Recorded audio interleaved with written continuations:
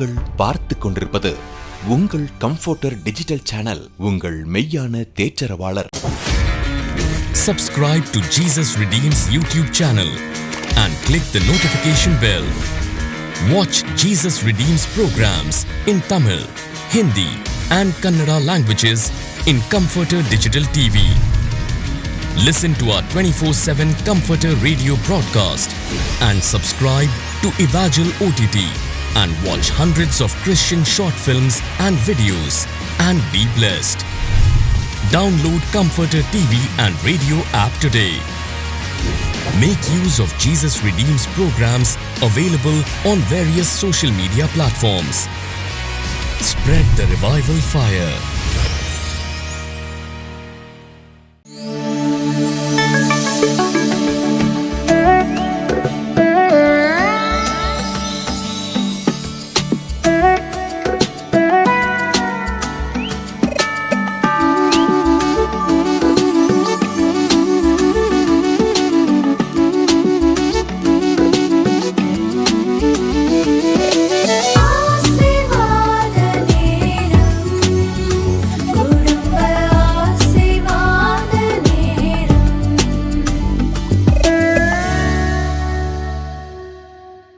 பிரியமானவர்களே, எப்படி இருக்கீங்க?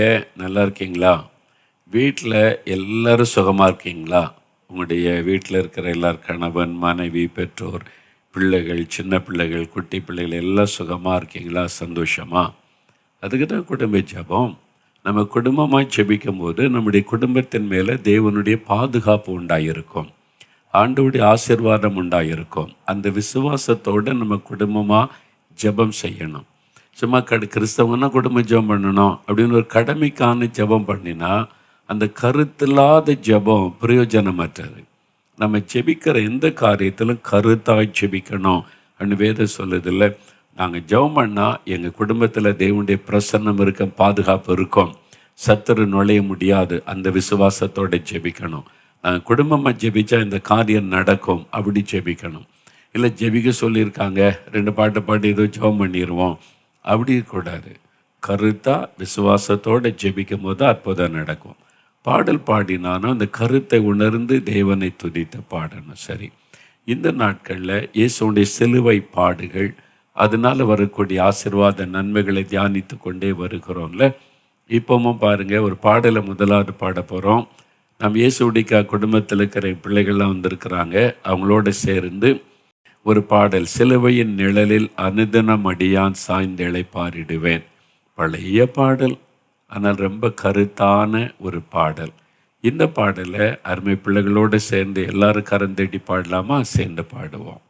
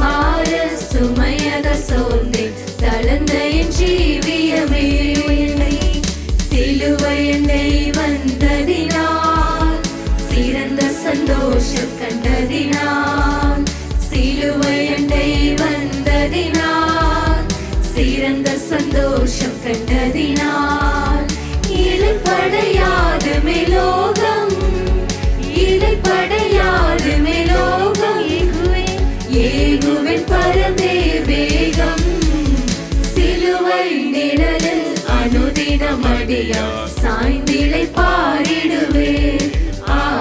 சிலுவை நிழலில் அனுதின மடியாம் சாய்ந்திலை பாரிடுவே. எவ்வித கொடிய இடருக்கும் அஞ்சி இயேசுவை சார்ந்து நிற்பேன். எவ்வித கொடிய இடருக்கும் அஞ்சி இயேசுவை சார்ந்து நிற்பேன். அவனியில் வியாகுலம் வந்தால் அவரை நான் அண்டிக் கொண்டால். அவனியில் வியாகுலம் வந்தால் அவரை நான் அண்டிக் கொண்டால். அலை மிக மோதிடும் அண்ணாள், அலை மிக மோதிடும் அண்ணாள், ஆறுதல் அடிப்பாரை சொன்னார். சிலுவை நிழலில் அனுதின மடியாம் சாய்ந்திலை பாரிடுவே. சிலுவை நிழலில் அனுதின மடியாம் சாய்ந்திலை பாரிடுவே. சிலுவை நன்பின் மறைவு கிருபையின் இனிய நிழலில். சிலுவை நன்பின் மறைவு கிருபையின் இனிய நிழலில். ஆத்துமனேசரின் அருகில், ஆத்துமனேசரின் அருகில் அடைகிறேன் ஆறுதல் மனதில். சிலுவை நிழலில் அனுதின மடியாம் சாய்ந்திலை பாரிடுவே. சிலுவை நிழலில் அனுதின மடியாம் சாய்ந்திலை பாரிடுவே. சிலுவையின் நிழல். இயேசு சிலுவையிலே நமக்காகப்பட்ட பாடுகள், அவர் அடைந்த வேதனைகளை நினைத்து நம்ம துதித்து ஜெபிக்கும் போது அதனுடைய ஆசீர்வாதம் நம்முடைய வாழ்க்கையிலே உண்டாகும். அதே மாதிரி சிலுவையை நினைத்து நம்ம தியானித்து ஜெபிக்கும் போது அற்புதங்கள் நம்முடைய வாழ்க்கையிலே நடக்கும். இன்னொரு பாடல் பாடலாம், எல்லாருக்கும் தெரிந்த பாடல் தான். என்ன பாட்டுமா?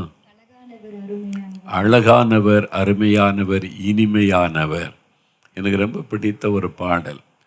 சௌர சாம் ஜபத்தர் அண்ணன் எழுதின பாடல் இது. அழகானவர், அருமையானவர், இனிமையானவர். இயேசு கிறிஸ்து இனிமையானவர். நீங்கள் அவரை ருசித்து பார்த்தா தெரியும் அவர் எவ்வளவு இனிமையானவர் என்று. உங்கள் குடும்பத்தில் ருசிக்கிறீங்களா? அந்த ருசியோடு பாடணும். அவர் எவ்வளோ இனிமையானவர். சும்மா கடமைக்கு கஷ்டப்பட்டுக்கிட்டு அப்படியே பாடக்கூடாது. உற்சாகமாக ஆண்டவர் எவ்வளோ இனிமையானவர் என்பதை உணர்ந்து துதித்த பாடணும். சரியா? எல்லாரும் சேர்ந்து அந்த பாடலை பாடுவோம்.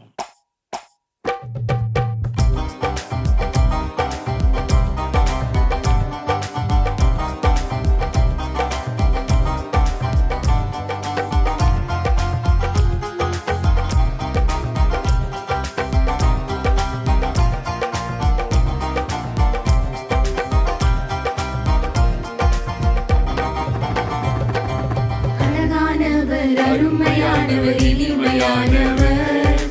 அழகானவர், அருமையானவர், இனிமையானவர்.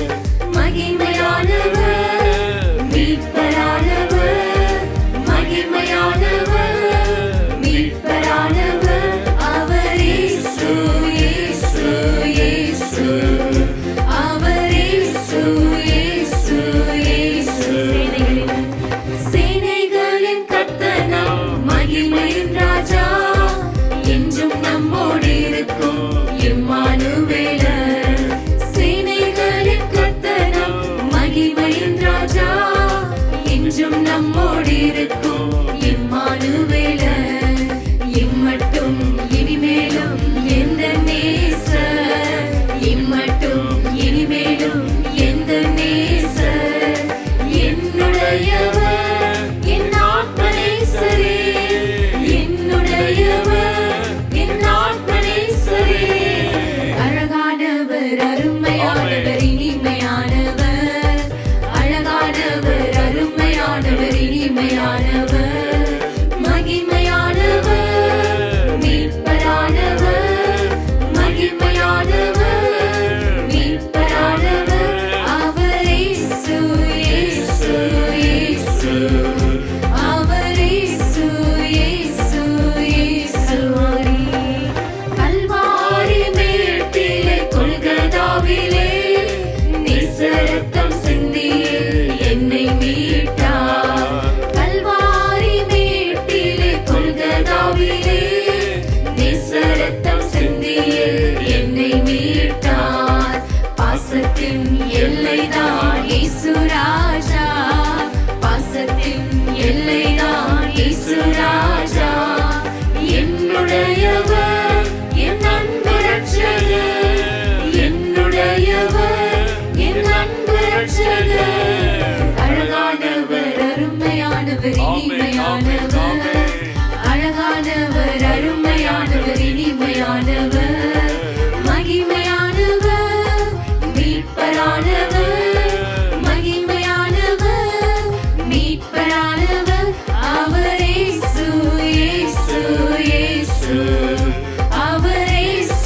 இயேசு இயேசு அவர் இயேசு இயேசு இயேசு அவர் இயேசு இயேசு இயேசு.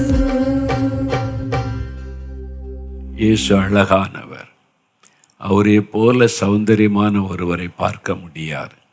ஆனால் ஏசாயா 53:2-3 வாசிக்கும் போது அவருக்கு அழகும் இல்லை, சௌந்தரியமும் இல்லை, நாம் விரும்பத்தக்க ரூபம் அவருக்கு இல்லாதிருந்தது அப்படின்னு பைபிள் எழுதியிருக்கிறாரு. அவர் அழகையெல்லாம் இழந்துட்டார். சிலுவையில் அவர் கைகளை ஆணடிக்கப்பட்டு, கால்களை ஆணடிக்கப்பட்டு, தலையிலே முள்முடி சூட்டப்பட்டு, முகத்தில் அவர் அடித்ததுனால முகமெல்லாம் வீங்கி அவருடைய சரீரம், அவருடைய முகம் அகோரமாய் மாறிவிட்டது. அந்த அழகெல்லாம் சிலுவையில் இழந்துட்டார். ஏன் தெரியுமா? அழகான இயேசு சிலுவையிலே அவர் அழகையெல்லாம் இழந்து அந்த கேடு அடைந்ததன் நோக்கம் நமக்காக, உங்களுக்காக. அவர் சிலுவையில் ரத்தம் சிந்தினார், காயங்களை ஏற்றுக்கொண்டார்ல. அவர் ரத்தத்தை சிந்தினா மட்டும் போதுமே, உடம்பு முழுவதும் காயம், தழும்புகள். அந்த தழும்புகளை குறித்து வேதத்தில் சொல்லியிருக்கல. ஏசாயா 53:4 5 இந்த 2 வாசிக்கும் போது நமக்காக சிலுவையில் அடிக்கப்பட்டார், அவருடைய தழும்புகளால் குணமாகிறோம். 1 பேதுரு 2:24 அவருடைய தழும்புகளால் குணம் ஆனீர்கள் அப்படின்னு சொல்லப்பட்ட இந்த தழும்புகள், அந்த காயத்தினால் உண்டான தழும்புகள், அதை விசுவாசித்து நம்ம ஜெபிக்கும் போது அந்த அற்புதத்தை நம்ம பார்க்க முடியும். என் ஊழியத்தின் ஆரம்ப காலத்தில் ஒரு சமயம் தூத்துக்குடியில் ஒரு கூட்டத்துக்கு நான் போயிருந்தேன். ஒரு ஆலயத்தில் ஞாயிற்றுக்கிழமை ஆராதனை முடிந்தது. ஆலயத்துக்கு வெளியிலே சிலர் காத்திருந்தாங்க. ஆபத்தான நிலைமையில் ஆஸ்பத்திரியில் ஒரு குழந்தைய வச்சுருக்கிறோம், நீங்கள் வந்து ஜெபம் பண்ண முடியுமான்னு கேட்டாங்க. எனக்கு இரவில் அடுத்த கூட்டம் இருக்குது, நான் ஆயத்தப்படணும். ஆனால் ஒரு குழந்தைக்கு ஆபத்தான நிலைமையில் ஆஸ்பத்திரியில் இருக்குதுன்னு சொல்கிறாங்களே, போய் ஜெபம் பண்ணிட்டு வந்துடலான்னு அவங்களோட நான் போனேன். ஒரு ஆஸ்பத்திரிக்குள்ளே கூட்டிகிட்டு போனாங்க. அங்கே ஒரு குழந்தை கண்ணாடி பெட்டிக்குள்ளேன்னா அதனுடைய தலை மாத்திர கண்ணாடி பெட்டிக்குள்ளே இருக்கிற மாதிரி, உடம்பு வெளியில் இருக்கிற மாதிரி வச்சிருக்கிறாங்க. அது ஏதோ ஒரு விதமான ட்ரீட்மெண்ட்டு. அந்த தலை கழுத்து வரைக்கும் அந்த குழந்தையினுடைய தலை இந்த கண்ணாடி பெட்டிக்குள்ளே இருக்குது, உடம்பு வெளியில் இருக்குது. அப்போது அந்த பக்கத்தில் அவருடைய தாய் தகப்பன் சோகமாக கண்ணீரோட அந்த குழந்தையை பார்த்து கொண்டே இருக்கிறாங்க. என்னை கூட்டிகிட்டு போன சொந்தக்காரங்க சொன்னாங்க, டாக்டர்ஸ் வந்து கைவிட்டுட்டாங்க, இனி குழந்தை பிழைக்கிறது கஷ்டம்னு சொல்லிட்டாங்க. அவ்வளோதான் நிலைமை. அப்போ அந்த தாய் தகப்பனுக்கு எப்படி இருக்கும்? குழந்தை உயிர் அப்படியே ஊசலாடுது, ஏதாவது நடந்துருமோன்னு பயந்து கொண்டு இருக்கிறாங்க. நம்பிக்கையற்ற ஒரு சூழ்நிலை. எந்த நேரத்தில் உயிர் போகுன்னு அவங்க துக்கத்தோடு இருக்கிறாங்க. அவங்க இருந்த சோகத்தை பார்த்துட்டு அவங்ககிட்ட என்னால் பேச முடியல. நானும் இந்த குழந்தைய பார்த்துக்கிட்டே இருக்கிறது, எப்படி நான் ஜெபிக்கிறது? டாக்டர்ஸ் கைவிட்டுட்டாங்க, உயிர் ஊசலாடுது, எந்த நேரத்தில் உயிர் போய்விடலாம் அப்படின்னு சொல்கிறாங்க. இந்த குழந்தைக்கு நான் எப்படி ஜெபிக்கிறதுன்னு யோசித்து கொண்டே நான் பார்த்து கொண்டே இருக்கிறேன். கொஞ்ச நேரம் அமைதியாக பார்த்து கொண்டு இருந்தேன். அந்த குழந்தையினுடைய சின்ன பச்சிளம் குழந்தை பிறந்து சில மாதங்கள் தான் ஆகியிருக்கும். அதனுடைய கையில் நான் பார்த்தேன், அப்படியே இரத்த காயம் இருந்தது, இதில் ரத்தம் கட்டி இருந்தது. இந்த கையிலையும் கால்களை பார்த்தா காலின் மேல் பகுதியிலையும் அப்படியே ரத்தம் அப்படியே கட்டி இருந்தது, இரத்த காயம் இருந்தது. அதை பார்த்துட்டு இந்த சின்ன பச்சிள குழந்தை அதனுடைய 2 கை கால்களில் என்ன இரத்த காயம் இப்படி வந்ததுன்னு கேட்டேன். அப்போ அந்த உறவினர்கள் சொன்னாங்க, இந்த குழந்தைக்கு சரீரத்தில் மருந்து ஏற்றுவதற்கு நரம்பை கண்டுபிடிச்சி ஏற்றினாங்க. ஒரு கையில் ஏற்றினாங்களா, அப்புறம் அது புண்ணாயிட்டு முடியாதுன்னு அடுத்த கையில் ஏற்றினாங்க. அப்போ கால் வழியாக அப்படி தான் நரம்பை கண்டுபிடிச்சி ஊசியை குத்தி காயம் ஏற்பட்டு இருக்கிறாரு. அந்த சின்ன குழந்தை பச்சை உடம்பில் ஊசியை குத்தி காயம் ஏற்படுத்தும் போது என்ன வலி இருந்திருக்கும்ல. இப்போ அது அப்படியே பேச்சு முச்சிட்ட நிலைமையில் இருக்கிறாரு. அதை பார்த்த உடனே எனக்கு இயேசுடைய காயங்கள் ஞாபகத்தில் வந்தது. அவருடைய 2 கையிலையும் காயம், ஆணி கடாவப்பட்ட காயத்தின் தழும்புகள், அவருடைய கால்களில் ஆணி அடிக்கப்பட்ட காயத்தினால் உண்டான தழும்புகள். அந்த தழும்புகளை குறித்து வேதம் சொல்லுது. காயம், காயப்பட்டார், தழும்புகள் வேத புஸ்தகத்தில் பார்க்கிறோம். அப்போ சிலுவையில் அவர் அடிக்கப்பட்டு காயப்பட்டார். அதனால் அவருடைய சரீரத்தில் தழும்புகள் உண்டானது. அந்த தழும்புகளால் குணமாகிறோம் அப்படின்னு வசனம் சொல்லுகிறார். அந்த வார்த்தை என் உள்ளத்தை தொட்டது. அவருடைய சிலுவையில் ஏற்றுக்கொண்ட தழும்புகள் எனக்கு ஞாபகத்தில் வந்தது. சரி, ஜெபிக்கலான்னு சொன்னபோது நான் இயேசுடைய காயப்பட்ட கைகளையும் கால்களையும் நினைத்து, அந்த காயங்களை நினைத்து, இந்த குழந்தைக்காக நீங்கள் காயப்பட்டீங்க, கைகளில் கால்களில் ஆணி அடிக்கப்பட்ட காயம் பட்டு சிலுவையில் நொறுக்கப்பட்டீங்களே, அதை நினைத்தருளும். நம்முடைய தழும்புகளால் குணமாகிறோன்னு சொல்கிறோமே, வசனம் சொல்லுது ஆண்டவரே அதை நினைத்தருளோன்னு சொல்லி அந்த சிலுவையை நினைத்து, அந்த காயத்தை நினைத்து நான் ஜெபம் பண்ணினேன். கண்ணீரோடு ஜெபம் பண்ணி விட்டு அவ்வளோதான். உடனே ஒரு மாற்றம் இல்லை. நான் ஜெபிச்சுட்டு அடுத்த மீட்டிங் நான் ஆயத்தப்படன்னு போயிட்டேன். சில நாட்கள் கழித்து மறுபடியும் ஒரு முறை ஒரு உபவாச ஜெபத்துக்கு நான் தூத்துக்குடி போயிருந்தேன். அந்த ஜெபம் நடந்த பக்கத்து தெருவில் ஒரு குடும்பத்தார் வந்து, இங்கே தான் எங்கள் வீடை ஜெபிச்சுட்டு போங்கன்னு சொல்லி என்னை கூட்டிகிட்டு போனாங்க. ஒரு சின்ன குழந்தையை கொண்டு வந்து என்னை காண்பித்தாங்க. அவங்க சொன்னாங்க, இந்த ஆஸ்பத்திரியில் ஆபத்தான நிலைமையில் கண்ணாடி பெட்டிக்குள்ளே ஒரு குழந்தை வச்சுருந்தாங்களே, ஆமாம் அந்த குழந்தை தான் இது. நீங்கள் ஜெபம் பண்ணிட்டு போயிட்டீங்க, ஆண்டவர் சுகம் கொடுத்துட்டார். மரணக்கட்டிலிருந்து விடுதலையாக்கி குழந்தை சுகமாகி பிள்ளைத்து இப்போ நல்ல ஆரோக்கியமாக இருக்கிறத பாருங்கன்னு சொன்னாங்க. எனக்கு அவ்வளோ பெரிய சந்தோஷம். எப்படி அந்த சுகம் உண்டானது? இயேசு சிலுவையில் ஏற்றுக்கொண்ட தழும்புகள், அந்த காயங்கள். ஆகவே நாம் ஜெபம் பண்ணும் பொழுது சிலுவையில் இயேசுப்பட்ட பாடுகளை நினைத்து நம்ம ஜெபிக்கணும். பாவ மன்னிப்பு வேணுமா? என் பாவத்தை நீங்கள் சுமந்தீங்களே, அதை நினைத்தருளும். அந்த இரத்தத்தினால் என்னை கழுவி விடுதலையாக்கும். அப்போ விடுதலை உண்டாயிரும். உங்கள் கணவர், பிள்ளைகள், குடும்பத்தில் யாரோ ஒருவர் பாவத்துக்கு அடிமைப்பட்டிருந்தால், நீங்கள் சிலுவை சுமந்தீங்க, என் கணவருக்காக, என் மகனுக்காக நீங்கள் சிலுவையில் ரத்தம் சிந்தினீங்க, அதை நினைத்தருளுங்கன்னு ஜெபிச்சு பாருங்க. ஆண்டவர் உடனே அற்புதம் செய்வார். உங்கள் வீட்டில் யாரோ ஒரு வியாதிப்பட்டுட்டாங்க, சுகத்துக்காக ஜெபிக்கணும். சிலுவையில் இயேசு ஏற்றுக்கொண்ட காயங்களை நினைத்து ஜெபம் பண்ணுங்க. தழும்புகளை ஏற்றுக்கொண்ட தழும்புகளால் தொடுங்க, சுகமாக்குங்கன்னு சொல்லி சிலுவை பாடுகளை நினைத்து ஜெபம் பண்ணுங்க. சாபம் மாறணுமா? சிலுவையில் தலையில் முள்முடி ஏற்றுக்கொண்டார், சாபத்தை சுமந்தார். நீங்கள் அதை நினைத்தருளுங்க ஆண்டவரே. அதை நினைத்து ஜெபம் செய்வது. பாடுகள், நிந்தைகள், உபத்திரவங்கள் எதுவானாலும் சிலுவையில் நம்முடைய பாடுகளை ஏற்றுக்கொண்டார், துக்கங்களை சுமந்தார், நிவாசிக்கிறோம்ல, அதை நினைத்து ஜெபம் செய்வார். அப்போ சிலுவையில் ஆண்டவர் ஏற்றுக்கொண்ட அந்த பாடுகள், அவர் அனுபவித்த வேதனைகள், அது நமக்காக தானே, உங்களுக்காக தானே. அதனால தான் நான் வியாதியஸ்தருக்காக எந்த கூட்டத்தில் ஜெபித்தாலும் கூட, தனியாக ஒருவர் ஜெபிக்க வந்தாலும் கூட, என் இருதயம் இயேசுவுடைய சிலுவை தான் நினைக்கும். அதை சொல்லித்தான் நான் ஜெபம் பண்ணுவேன். இவங்களுக்காக நீங்கள் சிலுவை சுமந்தீங்களே, அதை நினைத்தருளும். இந்த வியாதியை சிலுவையில் சுமந்தீங்களே, அதை நினைத்தருளும். இந்த சாபத்தை சிலுவையில் ஏற்றுக்கொண்டீங்களே, அதை நினைத்தருளும். இவங்களுக்கு சுகம் கொடுக்க தழும்புகளை ஏற்றுக்கொண்டீங்களே, அதை நினைத்தருளும். கூட்டத்தில் மக்களுக்காக ஜெபிக்கும் போது என் கண் முன்னால் இருப்பது அந்த சிலுவையில் தொங்குகிற இயேசு தான்.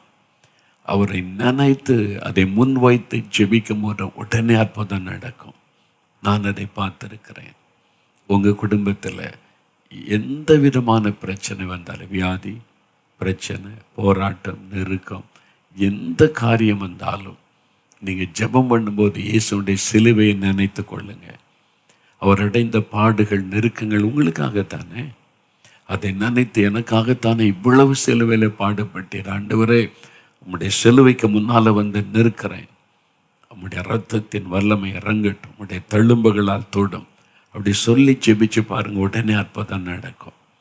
அதனால இன்றைக்கு மாத்திரம் எப்பொழுதுமே நீங்கள் ஜெபிக்கும் பொழுது சிலுவையில் அவர் அடைந்த பாடுகளை நினைத்து அதை முன்வைத்து நீங்கள் ஜெபிக்கணும்.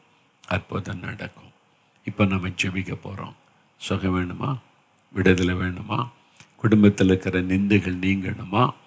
ஒரு வேதனை மாறணுமா? சிலுவையில் எல்லாத்தையும் ஒரு சுமந்தாரில் அதை நினைத்து, எனக்காக எங்கள் குடும்பத்துக்காக நீங்கள் சிலுவை சுமந்ததை நினைத்தருளுங்க.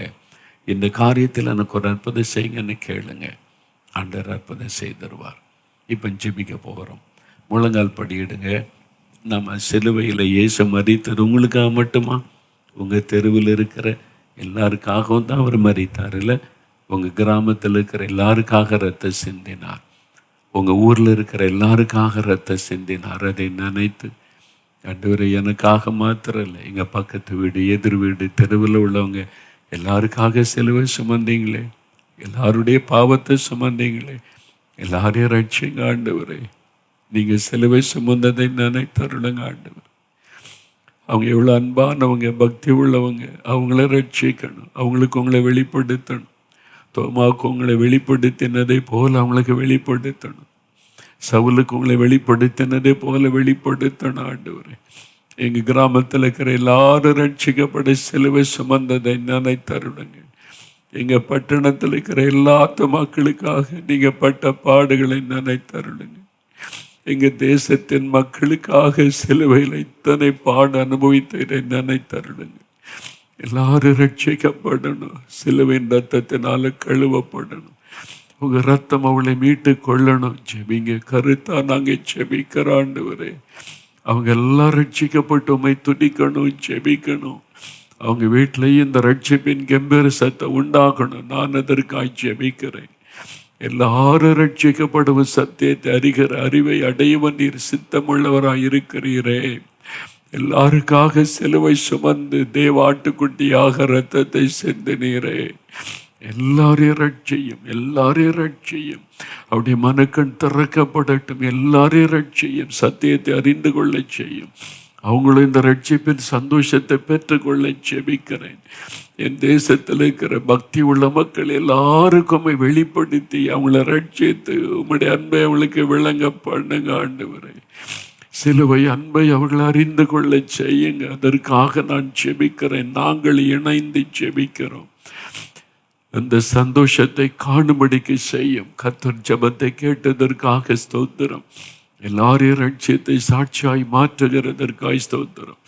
இப்பொழுது எங்களுடைய ஜெப விண்ணப்பங்களை உடைய பாதத்தில் வைக்கிற ஆண்டவரே, எங்கள் குடும்பத்தில் இந்த நன்மை நடக்கணுமே, சுகம் உண்டாகணுமே, சாபங்கள் மாறி ஆசீர்வாதம் உண்டாகணுமே, தடைகள் நீங்கணுமே, கர்ப்பத்தின் ஆசீர்வாதம் உண்டாகணுமே, இந்த வேதனை மாறணுமே. எங்களுக்காக எங்களை ஆசீர்வதிக்க சிலுவை சுமந்தீங்களே, சிலுவையில் எல்லாவற்றை சுமந்து தீர்த்தீங்களப்பா. அதை நினைத்தருளுங்க, நினைத்தருளுங்க. இன்றைக்கு ஒரு அற்புதம் செய்யுங்க. இப்போ எங்களுடைய ஜெப விண்ணப்பத்தை உம்முடைய பாதத்தில் வைத்திருக்கிறோம். இயேசு கிறிஸ்துவின் ரத்தத்தின் வல்லமையினாலே விடுதலையும் சுகமும் ஆசீர்வாதம் எங்கள் வீட்டுக்குள்ள வரட்டும். உம்முடைய ரத்தத்தை எங்கள் வீட்டுக்குள்ளே தெளித்த நாங்கள் ஜெபிக்கிறோம். சத்தனுடைய கிரியைகள், பிசாசின் வல்லமைகள் நுழையாதபடி, தீங்கு நுழையாதபடி உம்முடைய ரத்தத்தின் பாதுகாப்பு எங்கள் குடும்பத்தில், எங்கள் பிள்ளைகள் மேலே, யாவர் மேலும் இருக்கட்டும். எல்லா வியாதிகளையும் இயேசுவின் நாமத்தில் அப்புறப்படுத்தி எங்கள் குடும்பத்தில் நல்ல ஆரோக்கியமும் சுகமும் உண்டாயிருக்கும்படிக்கு ஆசீர்வதிங்க. தேவைகளை சந்திங்க, குறைவுகளை மாற்றுங்க, ஆசீர்வதிங்க. எங்களுக்காகப்பட்ட பாடுகளை நினைத்தருளும் ஆண்டவரே. அதை நினைத்து எங்களுடைய குடும்பத்தின் நன்மைக்காக, ஆசீர்வாதத்துக்காக இந்த காரியத்தில் அற்புதம் நடக்க வேண்டும் என்று ஜெபிக்கிறோம். உடனே எங்களுக்கு ஒரு அற்புதம் செய்யுங்க. நீங்க ஜெபத்தை கேட்டீங்க, பதில் கொடுத்துட்டீங்க. எங்களுக்காக சிலுவையில் நீங்கள் பட்ட பாடுகளை நினைத்து ஆசீர்வதிச்சிட்டீங்க. நாங்கள் உம்மை துதிக்கிறோம். இயேசு கிறிஸ்துவின் நாமத்தில் ஜெபிக்கிறோம் பிதாவே. ஆமேன், ஆமேன். என் ஆத்மாவே கர்த்தரை சோஸ்தரி, என் முழு உள்ளமையுடைய பரிசுத்தமுள்ள நாமத்தை சோஸ்தரி. என் ஆத்மாவே கர்த்தரை சோஸ்தரி, அவர் செய்த சகல உபகாரங்களை மறவாதே. ஆமேன், ஆமேன். எங்கள் குடும்பம் எங்கள் குடும்பம், எங்கள் குடும்பம், இயேசுவின் குடும்பம், மகிழ்ச்சியான குடும்பம், ஆசீர்வாதமான குடும்பம். This program is sponsored by Mr. Arun Libri and Mrs. Anita Angeline, Dallas, United States. Happy birthday, baby Lydia.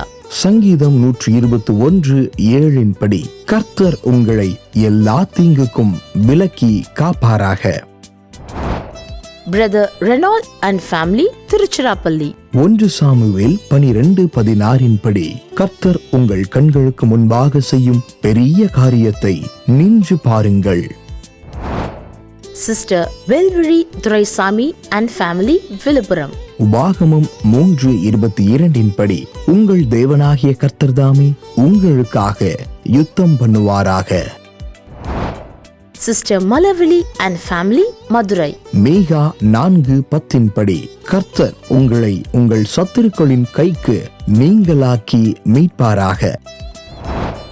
Sister Aarti and family, Chennai. யாத்ராகமம் 34:10 படி பூமி எங்கும் எந்த ஜாதிகளிடத்திலும் செய்யப்படாத அதிசயங்களை கர்த்தர் உங்களுக்கு செய்வாராக. Brother Sibin and family, Kanyakumari. யோபு 5:9 படி ஆராய்ந்து முடியாத பெரிய காரியங்களையும் எண்ணி முடியாத அதிசயங்களையும் கர்த்தர் உங்களுக்கு செய்வாராக. Brother Devanayagam and family, Madurai. ஏசாயா 54:3 படி நீங்கள் வலதுபுறத்திலும் இடதுபுறத்திலும் இடங்கொண்டு பெருகுவீர்களாக. Brother Manimuthu Alvin Abraham and family, Gangai Kondan, Tirunelveli. ஆதியாகமம் 40:13 படி உங்கள் தலையை உயர்த்தி உங்களை மறுபடியும் உங்கள் நிலையிலே கர்த்தர் நிறுத்துவாராக. Brother Sujit and family, Marthandam. யோசுவா 1:5 படி கர்த்தர் மோசேயோடு இருந்தது போல உங்களோடும் இருப்பாராக. அன்பானவர்களே, நீங்களும் தொலைக்காட்சி ஊழிய பங்காளராகிட தொடர்பு கொள்ள வேண்டிய தொலைபேசி எண் 9912246611. இமெயில் முகவரி partners@jesusredeems.org. God bless you.